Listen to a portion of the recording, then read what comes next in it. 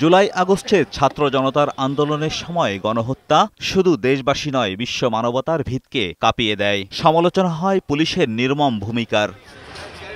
এতে জড়িত পুলিশের শীর্ষ ১৭ কর্মকর্তার বিরুদ্ধে গেল ২৭ অক্টোবর গ্রেপ্তারি পরোয়ানা জারি করে আন্তর্জাতিক অপরাধ ট্রাইব্যুনাল। তারই ধারাবাহিকতায় বুধবার সকালে কঠোর নিরাপত্তায় ট্রাইব্যুনালে হাজির করা হয় ৭ পুলিশ ও ১ সেনা কর্মকর্তাকে।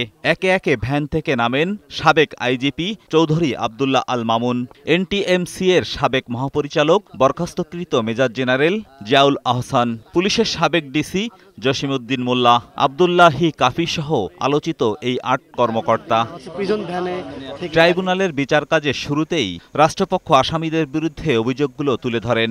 শুনানিতে অংশ নেন আসামিপক্ষের আইনজীবীরাও। শুনানির সময় পুলিশের সাবেক ওসি মাজহারুল ইসলাম কান্নাকাটি করে কথা বলতে চান আদালতে। শুনানি শেষে সাবেক সেনা কর্মকর্তা জিয়াউল আহসানও আদালতে দাঁড়িয়ে কথা বলতে চান।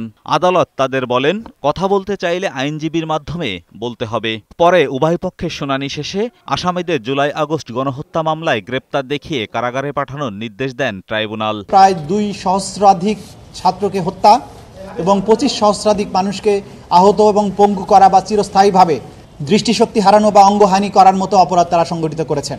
সেই কারণে চৌধুরী আবদুল্লাহ আল মামুন সাহেবের বিরুদ্ধে superior command responsibility, planning, preparation, order আইনের যে সমস্ত ধারাগুলো প্রযোজ্য তার ক্ষেত্রে সেই বিষয়ে তার বিরুদ্ধে অভিযোগ তদন্ত সংস্থা দিয়েছেন।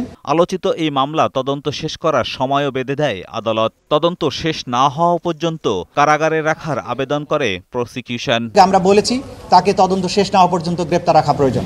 হাজির করা অভিযুক্তদের অপরাধ সম্পর্কেও কথা বলেন চিফ প্রসিকিউটর। বলকানের কসাইদের মতো বাংলাদেশের কসাই হিসাবে এই জিয়াউল আহসান হত্যাকাণ্ড থেকে শুরু করে অপহরণ, নির্যাতন, গুম এগুলোর সাথে জড়িত ছিলেন। যাত্রাবাড়ি থানার একজন অফিসার ছিল যে যাত্রাবাড়িতে কয়েকশো ছেলেকে গুলি করে হত্যা করা হয়েছে। সাভার অঞ্চলের একজন এসপি, একজন এএসপি, একজন ওসি আশুলিয়াতে ৬টা ছেলেকে গুলি করে হত্যা করার পরে লাশ মালপত্রের মতো এরকম চ্যাংদোলা করে প্রথমে রিক্সা ভ্যানে উঠিয়েছে, পরবর্তীতে পুলিশের ভ্যানে তুলে পেট্রোল দিয়ে আগুন জ্বালিয়ে তাদেরকে পুড়িয়ে নিশ্চিহ্ন করতে চেয়েছে।